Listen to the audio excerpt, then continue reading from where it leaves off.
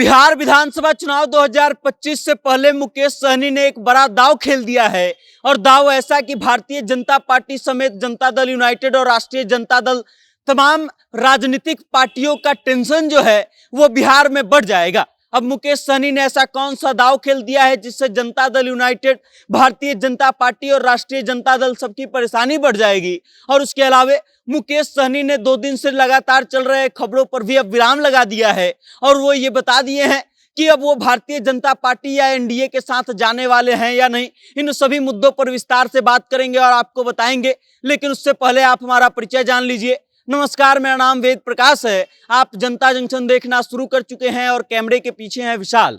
बिहार विधानसभा चुनाव 2025 से पहले मुकेश सहनी ने एक बड़ा दांव खेल दिया है। दांव ऐसा कि भारतीय जनता पार्टी, जनता दल यूनाइटेड और राष्ट्रीय जनता दल समेत बिहार की राजनीति में जितनी राजनीतिक पार्टियां हैं सबका टेंशन बढ़ जाएगा। सबकी वोट बैंक में एक बड़ी सेंधमारी जो है मुकेश सहनी करने वाले हैं। अब मुकेश सहनी ने कौन सा दांव खेल दिया है?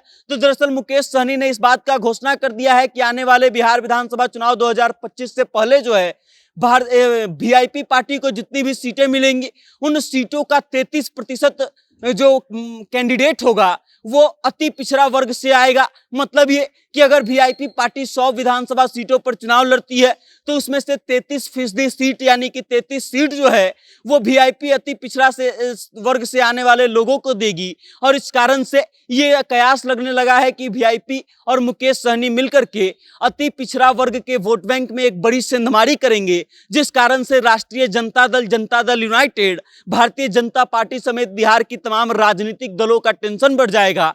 और उसके बाद मुकेश सहनी जो हैं एक बड़ा दांव खेल देंगे। अब इस बात को आप समझ लीजिए कि पिछले कुछ दिनों से लगातार इस बात को लेकर के खबरें चल रही थी कि मुकेश सहनी जो हैं वो एनडीए के साथ जा सकते हैं। 2 दिन पहले जो है इस खबर की शुरुआत हुई थी जब मुकेश सहनी ने अपने फेसबुक का डीपी बदल लिया था और उसके बाद तरह तरह के लोग जो है इस पर कयास लगा रहे थे कि मुकेश सहनी की भाजपा से बातचीत चल रही है, एनडीए से बातचीत चल रही है, कि इस कारण से मुकेश सहनी जो है एनडीए का दामन थाम सकते हैं, भारतीय जनता पार्टी के साथ जा सकते हैं। लेकिन अब मुकेश सहनी ने इन सभी खबरों पर विराम लगा दिया है। विराम इस तरीके से लगा दिया है कि भारतीय जनता पार्टी को लेकर लग रहे कयासों के बीच मुकेश सहनी ने जवाब दिया है और जवाब ये कि वो कहीं जाने वाले नहीं हैं, बल्कि बिहार विधानसभा चुनाव 2025 से पहले जो है वो कहीं नहीं जाएंगे, बल्कि तेजस्वी यादव की नेतृत्व में उनकी पार्टी चुनाव लड़ने वाली है। अब आप इस बात को समझिए कि एक तरफ मुकेश सहनी को लेकर के खबरें चल रही थी, नेशनल मीडिया तक में ये चर्चा चल रही थी कि मुकेश सहनी अपना पाला बदल सकते हैं